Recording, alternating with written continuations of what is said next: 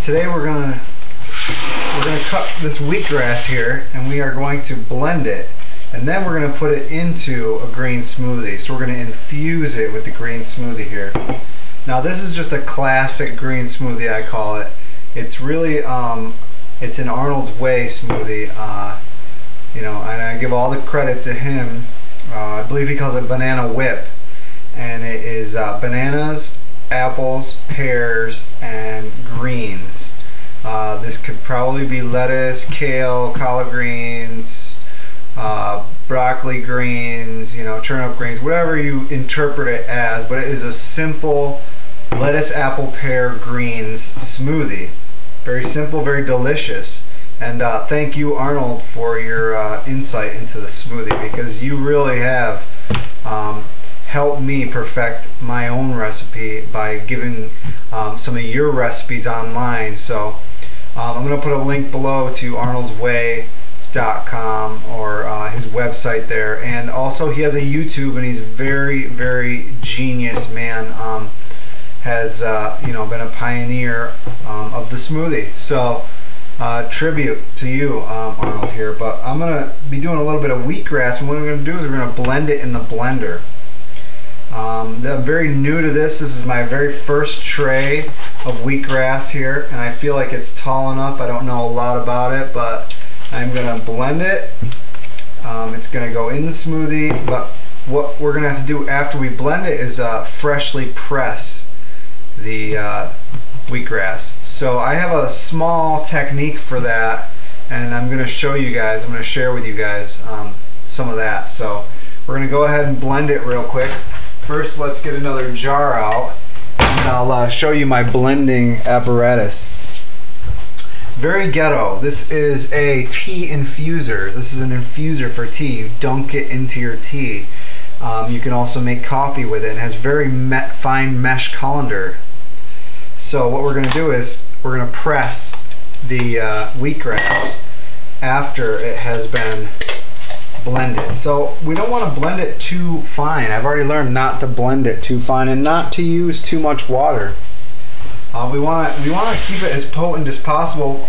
For one, because it's probably better that way, and for two, because we only have so much room in our glass here. So we don't need to be adding 4 ounces. We only really need to be adding a few ounces. So we're going to clip the wheatgrass, and we're going to stack it in a pile here. I'd like to wash it. I'm using all organic fertilizer and seed starting mix for the wheatgrass here, so it should be okay, no big deal. But I also like to rinse it. I don't need any fertilizer sediment, you know, or organic dirt, which really wouldn't be a bad thing, but it's bagged organic dirt, so you know, I don't need that in my diet.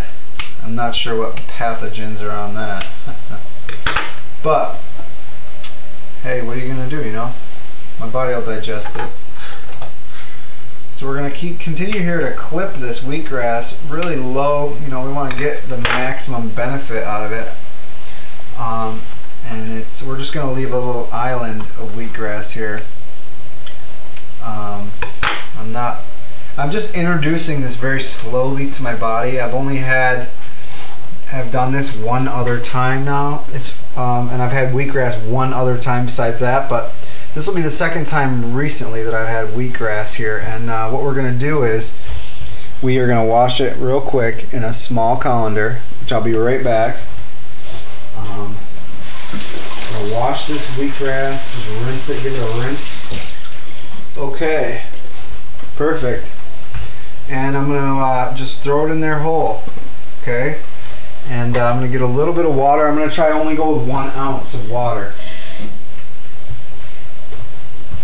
I'm only using 1 ounce of water, so we're going to see how this works out.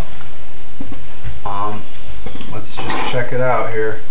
Now I'm going to put my blender on the lowest possible setting.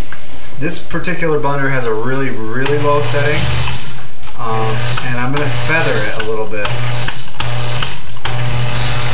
And I'm going to go up to high, down to low, up to high, down to low. I really don't want to puree the grass as much much as I want to pulverize it. So I don't want it to get too wound around the blade here. A couple pulses. Very interesting stuff. This is an interesting method. I've sort of only done this one other time, so bear with me. But, from all the reading I've done, wheatgrass is just an amazing thing. You really don't ever want to do that. Don't ever stick scissors in your blender.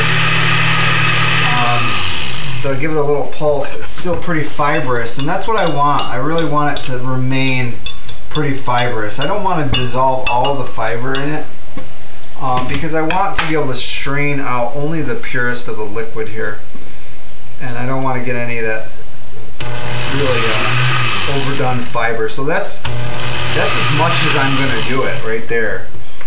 Plus, I don't want to oxidize it as much as I possibly can. I really don't want to oxidize the wheatgrass, and it has a really strong odor of greenery, you know, like fresh cut grass, if you will, lawn clippings, as Joe would say.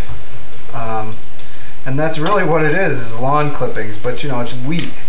It has megatons of nutrition, so that's why it's so potent. And we are just going to press it, give it a quick press with the makeshift ghetto, the food I do no longer eat. Now, if you can really see, it presses rather well. So now I've got over an ounce of fluid, so it seems to work pretty well. So, you know, this doesn't, I don't feel that this gets all the way to the very bottom, and I really, at this time, don't have any other way of doing this. Otherwise, I would.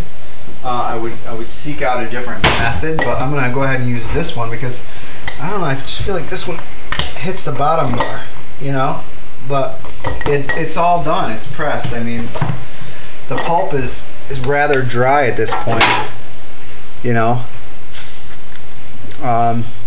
Definitely very grassy, you know. It's basically grass. I mean, it's wheat grass. So this is what we ended up with here.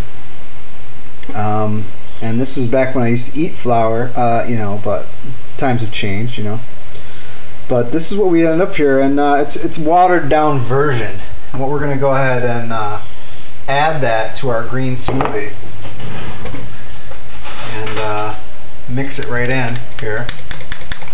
And this just tripled. I would bet that this tripled the nutritional value. I'm not 100% sure. I'm not a doctor. This is not medical advice.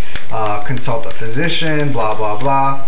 But this, I would think, has added greatly to the nutrition of this, and makes it probably a lot more long-standing in the digestion process. So we're going to go ahead and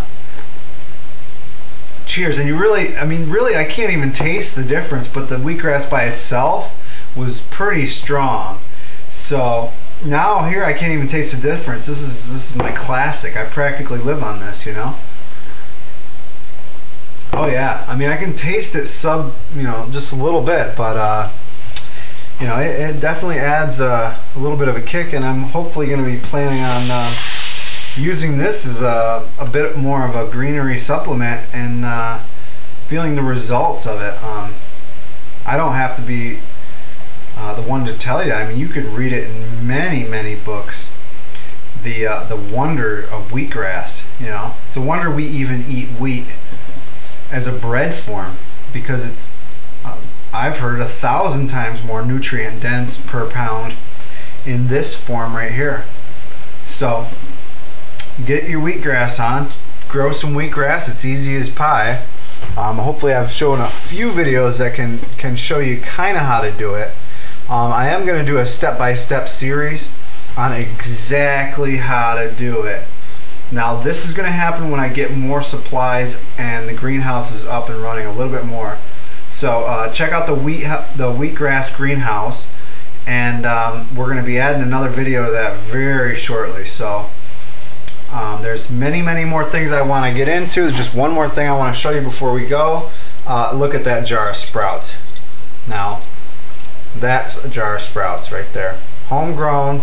You got to be careful when you're doing it. They say to rinse them every 6 to 8 hours. I rinse them every 4 hours. Time and time and time again, I rinse them and then I eat them as fast as possible. So just enjoy your greens, alright? Take care, guys. Don't forget to subscribe to this channel, Raw Food for You.